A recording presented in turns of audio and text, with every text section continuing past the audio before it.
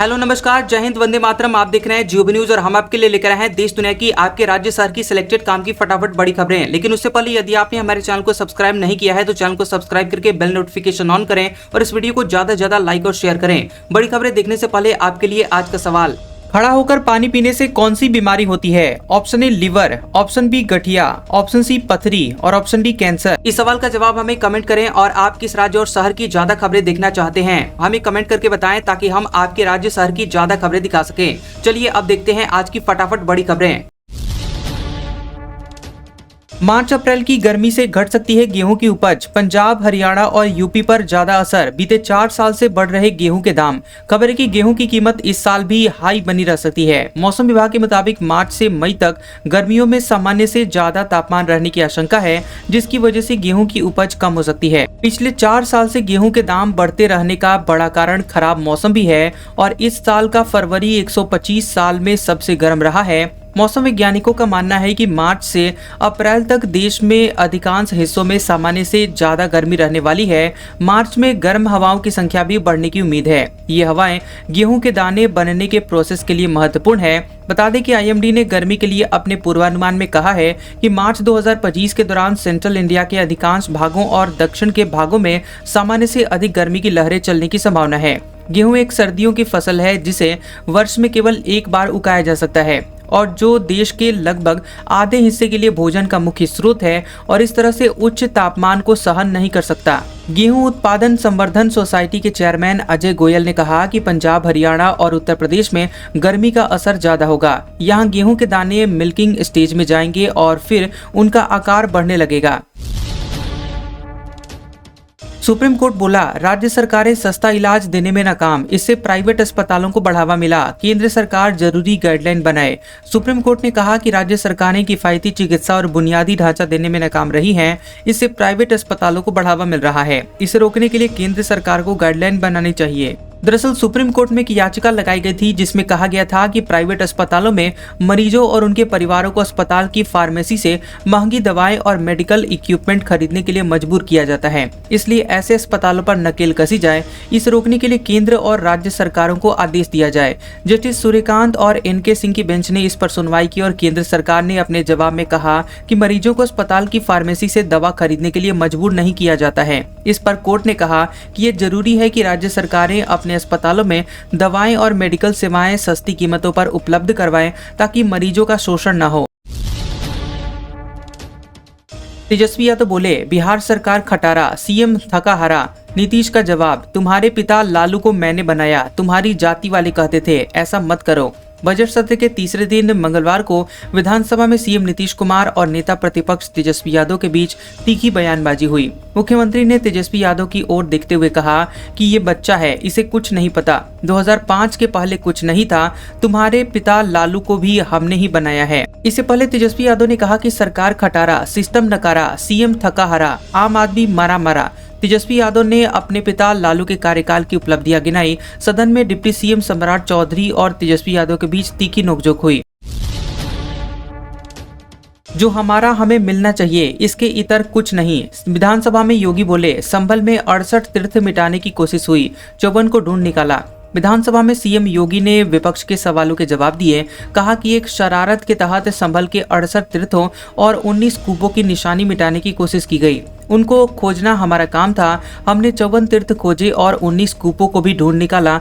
जो हमारा है हमें मिल जाना चाहिए, इससे इतर कुछ नहीं। उन्होंने कहा कि लोहिया ने कहा था कि भारत के लिए राम, शंकर और कृष्ण जब तक भारत के आदर्श हैं, कोई बाल भी बांका नहीं कर सकता। जब तक इन्हें आदर्श के रूप में मानेंगे, भारत बना रहेगा। और लेकिन समाजवादी पार्टी का इन तीनों देवताओं पर विश्वास नहीं है। योगी ने कहा कि पहले माफिया दौड़ाता था तो पुलिस भागती थी, माफिया को पुलिस सैल्यूट करती थी, अब ठीक इसका उल्टा है। सड़क हादसे में घायलों को फ्री इलाज इसी महीने से 1.5 लाख तक खर्चा सरकार उठाएगी। हरियाणा, पंजाब समेत 6 राज्यों में पायलट प्रोजेक्ट सफल। बता दें कि सड़क दुर्घटना में घायलों को इसी महीने यानी कि मार्च 2025 से 1.5 लाख रुपए तक का फ्री इलाज मिलेगा। ये नियम प्राइवेट हॉस्पिटल के लिए भी अनिवार्य होगा। देश भर में इस व्यवस्था को लागू किया जाएगा। NHAI इसके लिए नोडल एजेंसी का काम करेगा। राष्ट्रीय राजमार्ग प्राधिकरण यानी NHAI के अधिकारी के मुताबिक योजना के लिए मोटर वाहन अधिनियम 1988 की धारा 162 में पहले ही संशोधन हो चुका है। इस योजना को पूरी तरह से लागू करने से पहले बीते 5 महीनों में पुदुचेरी, असम, हरियाणा और पंजाब समेत 6 राज्यों में पायलट प्रोजेक्ट चलाया गया, जो कि सफल रहा। NHAI ऑफिसर ने बताया कि घायल को पुलिस या फिर कोई आम नागरिक या संस्था जैसे ही हॉस्पिटल पहुंचाएगी, उसका इलाज तुरंत हो जाएगा। इसके लिए कोई फीस भी जमा नहीं करनी होगी।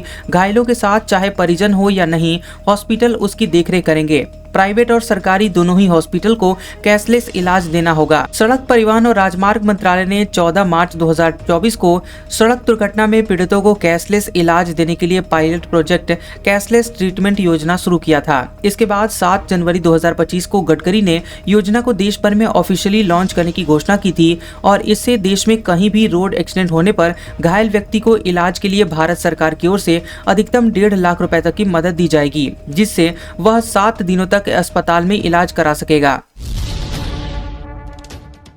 औरंगजेब विवाद पर समाजवादी पार्टी के विधायक अबू आजमी ने बयान वापस लिया। कहा था, औरंगजेब ने मंदिर बनवाए, वह क्रूर शासक नहीं था। मुगल शासक औरंगजेब की तारीफ से शुरू हुए विवाद के बाद महाराष्ट्र के समाजवादी पार्टी विधायक अबू आजमी ने अपना बयान वापस ले लिया है। उन्होंने कहा कि मेरे शब्दों को तोड़ मरोड़ कर दिखाया गया, लेकिन फिर भी मेरी बात से कोई आहत हुआ है तो मैं अपने शब्द, अपना स्टेटमेंट वापस लेता हूँ। बीते दिन आजमी ने कहा था कि हमें गलत इतिहास दिखाया जा रहा है। औरंगजेब ने कई मंदिर बनवाए हैं, मैं उसे क्रूर शासक नहीं मानता। छत्रपति संभाजी महाराज और औरंगजेब के बीच धार्मिक नहीं बल्कि सत्ता और संपत्ति के लिए लड़ाई थी। अगर कोई कहता है कि यह लड़ाई हिंदू और मुसलमान को लेकर थी तो मैं इस पर विश्वास नहीं करता। माधवी पूछ पर FIR दर्ज नहीं होगी, हाईकोर्ट की रोक। शेयर फ्रॉड के आरोप लगे थे, स्पेशल कोर्ट ने केस दर्ज करने का आदेश दिया था। सेबी की पूर्व चेयरपर्सन माधवी पुरी बूच समेत 6 अधिकारियों पर FIR करने के स्पेशल कोर्ट के आदेश पर बॉम्बे हाईकोर्ट ने रोक लगा दी है। बता दें कि बूच ने स्पेशल कोर्ट के इस आदेश को हाईकोर्ट में चुनौती दी थी, जिस पर जस्टिस SG डीगे ने सुनवाई की है। हाईकोर्ट ने कहा कि शिकायतकर्ता ने जवाब दाखिल करने के लिए समय मांगा है। सभी पक्षों को सुनने के बाद ऐसा प्रतीत होता है कि न्यायाधीश डिटेल्स में जाए बिना आवेदकों को उनकी भूमिका बताए बिना आदेश पारित कर दिया, इसलिए आदेश पर रोक लगा दी गई है।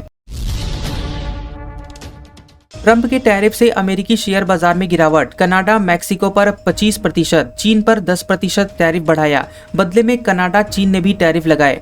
अमेरिकी राष्ट्रपति डोनाल्ड ट्रंप ने कनाडा और मैक्सिको पर 25% टैरिफ लगाने के बाद अमेरिकी शेयर बाजार में गिरावट देखने को मिली। अमेरिका का S&P 500 इंडेक्स 2% तक गिर गया।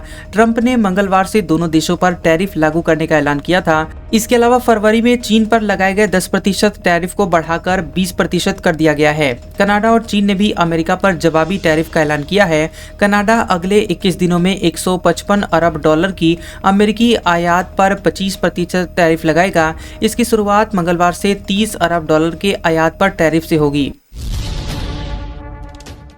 GST पंजीकरण के नियमों में हुआ बदलाव, अब अपने राज्य में ही करा सकेंगे बायोमेट्रिक सत्यापन। खबर है कि केंद्र सरकार ने GST पंजीकरण के नियमों में बदलाव किया है। अब कुछ व्यापारी और कंपनियों के मालिक अपने गृह राज्य के किसी भी GST सुविधा केंद्र यानी GSK पर बायोमेट्रिक सत्यापन करा सकते हैं। पहले उन्हें एक तय GSK पर जाना पड़ता था, लेकिन अब यह और आसान हो गया है। ये सुविधा सार्वजनिक और निजी कंपनियों, असीमित कंपनियों और यहाँ विदेशी कंपनियों के प्रमोटरों और निदेशकों के लिए है। अगर आप GST पंजीकरण कराएंगे तो आपको ईमेल से सूचना मिलेगी, जिसमें अपने गृह राज्य में किसी भी GSK को चुनने का विकल्प मिलेगा। एक बार GSK चुनने के बाद इसे बदला नहीं जा सकेगा। ये सुविधा 33 राज्यों और केंद्र शासित प्रदेशों में शुरू हो चुकी है और जल्द ही उत्तर प्रदेश, असम और सिक्किम में भी लागू हो जाएगी। GSK चुनने के बाद यहाँ स्लॉट बुकिंग के लिए ईमेल आएगा, जिससे प्रक्रिया जल्दी और आसान हो जाएगी। डोनाल्ड ट्रंप ने वॉशिंगटन में व्लादिमीर जेलेंस्की से बहस के बाद यूक्रेन की सहायता रोकी। खबर है कि अमेरिका के राष्ट्रपति डोनाल्ड ट्रंप ने यूक्रेनी राष्ट्रपति व्लादिमीर जेलेंस्की के साथ वॉशिंगटन में हुई बहस के बाद यूक्रेन को दी जाने वाली सैन्य मदद रोक दी है। बताया जा रहा है कि अमेरिका ने ये कदम यूक्रेन पर शांति वार्ता में शामिल होने का दबाव बनाने के लिए उठाया है। व्हाइट हाउस के अधिकारी ने बताया कि ट्रंप यूक्रेन युद्ध को समाप्त करने के लिए शांति समझौते पर ध्यान केंद्रित कर रहे हैं और जेलेंस्की की प्रतिबद्धता चाहते हैं। समाचार एजेंसी एसोसिएट प्रेस के मुताबिक अमेरिका अपनी सहायता को रोककर समीक्षा कर रहा है ताकि ये सुनिश्चित किया जा सके कि वह समाधान में योगदान दे रहा है। अधिकारी ने बताया कि रोक का फैसला उन सभी सैन्य उपकरणों पर लागू होगा जो अभी यूक्रेन के अंदर नहीं हैं। यूक्रेन के अंदर पहुंच चुकी सहायता जारी रहेगी। रोक जेलेंस्की के बुरे व्यवहार पर प्रतिक्रिया है। अगर जेलेंस्की शांति वार्ता के लिए नई प्रतिबद्धता दिखाते हैं तो रोक हट सकती है। क्या दक्षिण भारतीय राज्य से होगा भाजपा का नया राष्ट्रीय अध्यक्ष? जान लीजिए कब होगा ऐलान। खबर है कि भाजपा में इस समय नए राष्ट्रीय अध्यक्ष के चुनाव की प्रक्रिया चल रही है। उम्मीद है कि नए राष्ट्रीय अध्यक्ष के नाम का ऐलान होली यानी 14 मार्च के बाद और 21 मार्च से पहले किसी भी समय किया जा सकता है। सूत्रों की माने तो भाजपा को राष्ट्रीय स्वयंसेवक संघ यानी आरएसएस की सर्वोच्च निर्णय लेने वाली संस्था अखिल भारतीय प्रतिनिधि सभा की 21 से 23 मार्च तक बेंगलुरु में होने वाली बैठक से पहले ही नया अध्यक्ष मिल जाएगा। भाजपा इस समय राष्ट्रीय अध्यक्ष के चुनाव के लिए पार्टी संविधान में निर्धारित 50% राज्यों में संगठनात्मक चुनाव कराने को लेकर सक्रिय है। चयनित राज्यों को 14 मार्च तक चुनाव कराने के निर्देश हैं। हालांकि पार्टी अभी तक यहां 50% मानदंड को पूरा करने के लिए आवश्यक 18 राज्यों में से केवल 12% में ही चुनाव करा चुकी है। ऐसे में उम्मीद है कि शेष 6 राज्यों में जल्द ही चुनाव की प्रक्रिया पूरी कर ली जाएगी। गूगल का नया अपडेट, आईफोन की लॉक स्क्रीन पर जेमिनी एआई से बात कर सकेंगे यूजर्स। खबर है कि गूगल ने आईफोन यूजर्स के लिए एक नया अपडेट जारी किया है जिससे वे अपनी लॉक स्क्रीन से सीधे जेमिनी एआई चैटबॉट से बात कर सकेंगे। अब यूजर्स जेमिनी लाइव फीचर के जरिए बिना फोन अनलॉक किए वॉइस कमांड दे सकते हैं। ये फीचर आईफोन के लिए एक नया अनुभव लाएगा, खास करके जब एप्पल का एआई सक्षम सिरी अपडेट 2027 तक आने की उम्मीद नहीं है। चैट जीपीटी का iOS ऐप भी इसी तरह का फीचर पहले से देता है। जेमिनी ऐप में कई नए विजिट जोड़े गए हैं जिससे यूजर सीधे लॉक स्क्रीन से एआई का उपयोग कर सकते हैं। अब वे आईफोन कैमरे से फोटो लेकर यहां जेमिनी पर अपलोड कर सकते हैं और रिमाइंडर सेट कर सकते हैं। यह अपडेट आईफोन पर एआई के बेहतर उपयोग की दिशा में एक और कदम है। इससे आईफोन यूजर्स बिना किसी झंझट के एआई टूल्स को तेजी से एक्सेस कर पाएंगे। महाराष्ट्र में कैबिनेट मंत्री धनंजय मुंडे ने इस्तीफा दिया। सरपंच हत्याकांड के आरोपी से जुड़ा हुआ है नाम। खबर है कि महाराष्ट्र के मुख्यमंत्री देवेंद्र फडणवीस की कैबिनेट में शामिल धनंजय मुंडे ने अपने पद से इस्तीफा दे दिया है। ये जानकारी खुद मुख्यमंत्री फडणवीस ने दी है। मुंडे के निजी सहायक प्रशांत जोशी ने मुख्यमंत्री आवास पहुंचकर राष्ट्रवादी कांग्रेस पार्टी अजीत पवार के नेता का इस्तीफा सौंपा। मुख्यमंत्री फडणवीस ने मीडिया को बताया कि उन्होंने कैबिनेट मंत्री मुंडे का इस्तीफा स्वीकार कर लिया है और आगे की कार्रवाई के लिए राज्यपाल के पास भेजा है। महाराष्ट्र सरकार में खाद्य नागरिक आपूर्ति और उपभोक्ता संरक्षण मंत्री का पद संभाल रहे मुंडे पर सरपंच संतोष देशमुख की हत्या में शामिल आरोपी वाल्मीकि कराड के साथ संबंध रखने का आरोप है। बता दें कि हत्याकांड की जांच के लिए गठित विशेष जांच दल यानी एसआईटी ने कराड को हत्या का मास्टरमाइंड बताया है। आरोप है कि कराड मुंडे का करीबी सहयोगी है। मामला बढ़ने पर फडणवीस ने मुंडे से इस्तीफा मांगा था और मुंडे ने इस्तीफा देने से पहले पवार से बातचीत की थी। चीन का अमेरिका को जवाब, इन वस्तुओं पर लगाया 15% टैरिफ। खबर है कि चीन ने अमेरिका के राष्ट्रपति डोनाल्ड ट्रंप के टैरिफ लगाने के फैसले पर जवाबी कार्रवाई करते हुए अमेरिका से आयातित कई वस्तुओं पर टैरिफ लगाने की घोषणा की है। चीन अमेरिकी कृषि और खाद्य उत्पादों के तहत आने वाली वस्तुओं के आयात शुल्क में 10 से 15% की बढ़ोतरी करेगा, जिससे 25 अमेरिकी फर्मों पर निर्यात और निवेश प्रतिबंध लगेंगे। बता दें कि बीजिंग बढ़े हुए टैरिफ की दरें 10 मार्च से लागू कर रहा है। चीन के वित्त मंत्रालय ने बताया कि 10 मार्च से अमेरिकी चिकन, गेहूं, मक्का और कपास पर अतिरिक्त 15% टैरिफ और अमेरिकी सोयाबीन, ज्वार, पोर्क यानी सुअर का मांस, बीफ, जलीय उत्पादों, फलों, सब्जियों और डेयरी आयात पर अतिरिक्त 10% शुल्क लगाया जाएगा। चीन के वाणिज्य मंत्रालय ने कहा कि अमेरिका का एक तरफा टैरिफ उपाय विश्व व्यापार संगठन के नियमों का उल्लंघन है और चीन अमेरिका व्यापार सहयोग को कमजोर करते हैं। चीन ने कहा कि वह हित की रक्षा करेगा। या केंद्र सरकार आरटीआई कानून को कमजोर कर रही है, मल्लिकार्जुन खड़गे ने जताई आशंका। खबर है कि कांग्रेस अध्यक्ष मल्लिकार्जुन खड़गे ने ऐसा दावा किया है कि प्रधानमंत्री नरेंद्र मोदी के नेतृत्व वाली केंद्र सरकार पर सूचना का अधिकार कानून को कमजोर करने का आरोप लगाया। आपको बता दें कि उन्होंने एक्स पर लिखा कि एक तरफ गलत और भ्रामक सूचना में भारत पिछले वर्षों से शीर्ष स्थान पर आ रहा है, दूसरी तरफ मोदी सरकार कांग्रेस यूपीए द्वारा लागू किए गए सूचना का अधिकार यानी आरटीआई कानून को डेटा सुरक्षा कानून लाकर कमजोर करने पर तुली हुई है। खड़गे ने बताया कि सार्वजनिक क्षेत्रों की जानकारी जैसे कि राशन कार्ड की सूची, मनरेगा के लाभार्थी मजदूर, जन कल्याण की योजनाओं में शामिल लोगों के नाम, चुनाव में वोटर लिस्ट या फिर सरकारी बैंकों से लोन लेकर विदेश भागने वाले घोटालेबाज अरबपतियों के नाम जनता के सामने सार्वजनिक होना जरूरी है। उन्होंने बताया कि अगर मोदी सरकार डेटा सुरक्षा कानून लाती है तो ऐसे नाम अब सार्वजनिक नहीं हो पाएंगे। उन्होंने बताया कि कांग्रेस आरटीआई को कमजोर नहीं होने देगी। माइक्रोसॉफ्ट ने पेश किया नया एआई सिस्टम ड्रैगन कोपायलट, स्वास्थ्य सेवाओं में होगी उपयोगी। खबर है कि माइक्रोसॉफ्ट ने ड्रैगन कोपायलट नाम का एक नया आर्टिफिशियल इंटेलिजेंस यानी एआई सिस्टम पेश किया है जो कि स्वास्थ्य सेवाओं में डॉक्टरों की मदद करेगा। यह एआई वॉइस तकनीक का उपयोग करके मरीजों की बातचीत को सुन सकता है और डॉक्टरों के लिए नोट्स बना सकता है। एआई सिस्टम बहुभाषी डिक्टेशन, मेडिकल डेटा खोजने और क्लिनिकल नोट्स लिखने जैसे काम आसान बना सकता है। इसका उद्देश्य डॉक्टरों का प्रशासनिक बोझ कम करना है ताकि वे मरीजों पर अधिक ध्यान दे सकें। यह एआई सिस्टम डॉक्टरों को ऑटोमेटिक मेडिकल नोट्स बनाने में मदद करेगा जिससे उन्हें मरीजों की रिपोर्ट लिखने में समय नहीं लगाना पड़ेगा। ये क्लिनिक विजिट के दौरान मरीजों की बातचीत को रिकॉर्ड कर उसे मेडिकल जानकारी में बदल सकता है। डॉक्टर इसे रेफरल लेटर, मेडिकल हिस्ट्री और उपचार योजना तैयार करने में उपयोग कर सकते हैं। मरीजों के लिए भी ये काफी फायदेमंद होगा क्योंकि डॉक्टर उनके केस को जल्दी समझ सकेंगे और तेजी से उनका इलाज शुरू कर सकेंगे।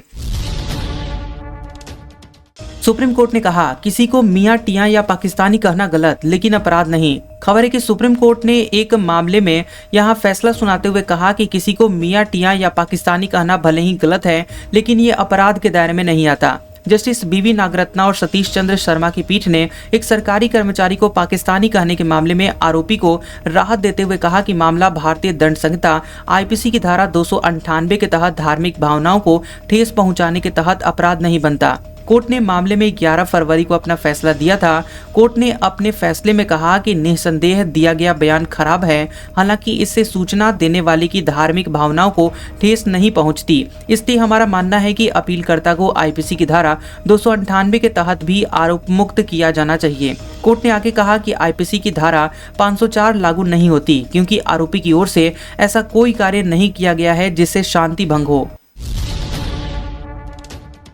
एलन मस्क की तरह अब भाविश अग्रवाल ने ओला कर्मचारियों से मांगी साप्ताहिक रिपोर्ट। खबर है कि ओला के संस्थापक भाविश अग्रवाल ने एलन मस्क की नीति को अपनाते हुए कर्मचारियों से हर हफ्ते रिपोर्ट देने को कहा है।